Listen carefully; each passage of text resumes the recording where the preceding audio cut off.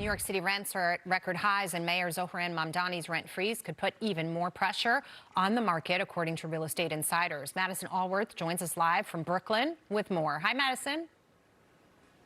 Hey, Jackie, that's exactly what we're hearing. Rent at a record high and expect it to get worse once that rent freeze goes into effect on October 1st. Right now, median rent across New York City is $3,700, and that's because supply is restrained. And that's largely due to a 2019 law. So right now, there are over 57,000 apartments across New York City that sit empty because of a 2019 law that prevents landlords from meaningfully increasing rent, even if they renovate. So for many landlords, it makes more financial sense to not renovate at all and to let those apartments sit empty.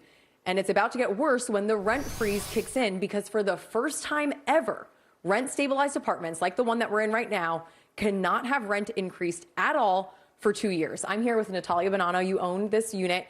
You guys are rushing to get the renovation done before October 1st. Tell me why you're doing that. Just so we could get a 3% increase on the rent on top of the renovation costs that we're doing. And then let's just put this in perspective. Let's say you get it on the market before October 1st. You had to clear out the apartment. We have video of what it looked like after the last tenants who were here for multiple years, didn't pay rent for the last two. They left with a ton of stuff still in it. You had to clear it out. You're doing renovations. If you get the rent increase, how long will it still take you to recoup just the renovation costs on this unit? So it will take about 7 years if we're able to rent it before October 1st. And then if you're not, and the rent stays at $2,400, how long will it take you to recoup the cost? About 14 years. Okay, there you have it, guys. This is the problem with the state of rental market in New York City. Because of that 2019 law and now the rent freeze, lots of landlords, unlike Natalia, just leave the markets off because 14 years to recoup the cost. Most folks would say, forget it, we're just gonna leave it empty. That's bad for lower income New Yorkers. And then when you have less supply, that means the demand is still there. The supply that exists gets much more expensive. So that's worse for New Yorkers that are moving here just after college, for young professionals, for families, for everyone. There is a lawsuit in the works. They have a preliminary hearing on Friday, but as of right now, rent freeze goes into effect on October 1. Jackie? Madison, thank you so much for breaking it all down. But then, of course, the DSA folks, they get to check the box and say, but we froze the rents. And as you can see, it just gets worse from there. Freezing rents at a high level is such an achievement. Yeah, exactly. Freezing rents that people can't afford is just but so you'll smart. like this, too. Democratic Socialists of America, they are growing, and the organization is leaning to the market itself, trying to market itself to young voters that are out there. The political organization is ramping up recruitment with softball leagues, crafting clubs, happy hours. They call it cocktails with comrades. It might be working. DSA membership is up from about 5,000 15 years ago to 130,000 members today. 62% of Democrats would vote for a self-identified Democratic Socialist. I will just say this before I put it out to you guys. Cocktails with comrades, I rather stick needles in my eyes. Cocktails with commies sounds like needles in your arm. Who pays? I mean, that's the whole thing, yeah. No one. That's right. You get to skip It's out of free. the bar. So, this is real? Yes. Cocktails with comrades? My God. Anybody? Yeah, but doesn't it? So this is gonna sound. This it's sounds so stupid. Okay, so can I just paint with can't a help broad it. brush? I think just speaks, and I don't mean this to be negative. This speaks, I think, to the loneliness and just detachment of that political movement. I think that group of people just fundamentally is not. Their policy isn't tethered to reality, because I don't think they are tethered to relationships and community and like a belief set that orients their life. And so like this to me is the outgrowth of what's going on personally for the folks in this movement, and in a widespread way in America. You know, I'm a boomer, proud of it, kind of a boomer. I'm just right on that cusp, but I'll take it. And I'm not supposed to be cool, right? I'm supposed to You're be not. like, Don't worry about it. Okay. Cocktails with comrades. You think this is cool? This is like the lamest you know what I'm saying, that I've ever heard in my life. I'm not arguing that it's Bowling cool. league? I'm saying that these folks are looking think about for this, it. a commie bowling league. A commie cocktail hour. I mean, Socialist softball. social. I bet you the women are stronger than the guys. I bet it can hit the softball better than the guys in this. I guarantee it. I think you're right. I think it's speaking to, By the way, you could have the one team with generation red hair and another team with green hair. that is looking for friends and connection, the generation that doesn't know how to date one another, that doesn't know how to meet one another in a bar or at a party because they're not going out.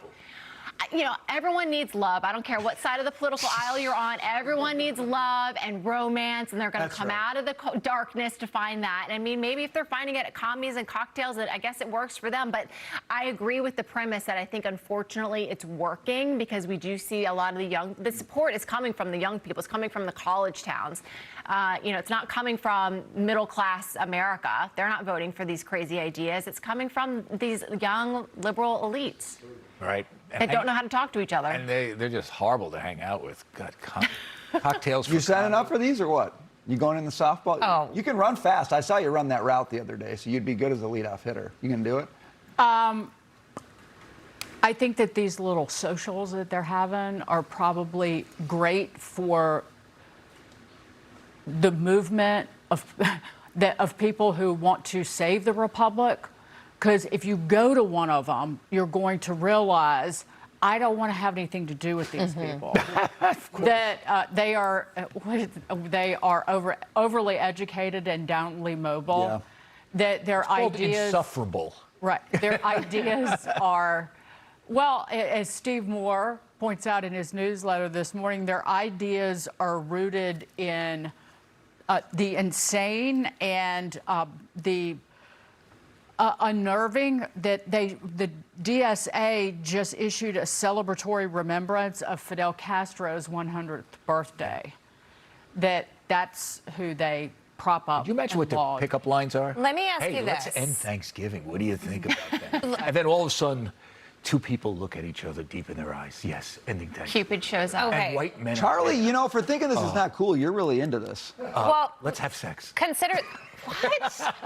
Okay. That's how it works. Consider this is this. a mixer. Gallup poll say, and this is, you know, we're talking about the extreme niche of the DSA and these young people that are getting sucked into all this. But this Gallup poll found that 66% of Democrats overall now view socialism positively. That's up from 50% in just 2010. So what accounts for that difference? That even the larger party, more of them are saying there's some kernel of merit here.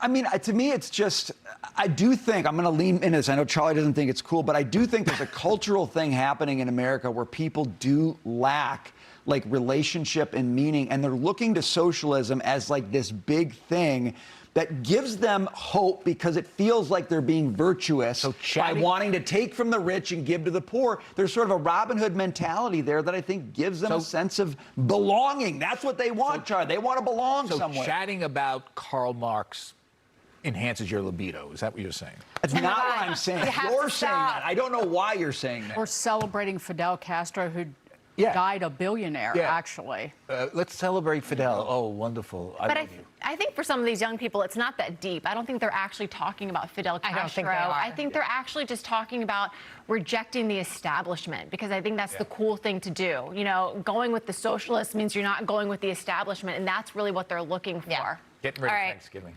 Coming up, opening arguments kicking off today in Meta's federal social media addiction trial. We're going to have details on that in the next hour. But first, ChatGPT getting a teen-friendly makeover. We're going to show you some new safety features right after this.